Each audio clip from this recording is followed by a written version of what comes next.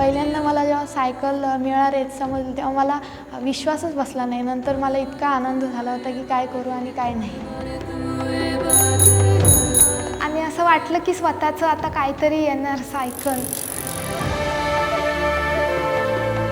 वेळेवर कॉलेजला पोचू शकतो.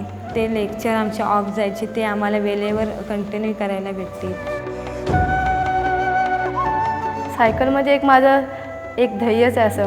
आज सायकल मिळाल्यापासून आम्हाला अशी भीती नाही वाटणार की काय होईल काय नाही.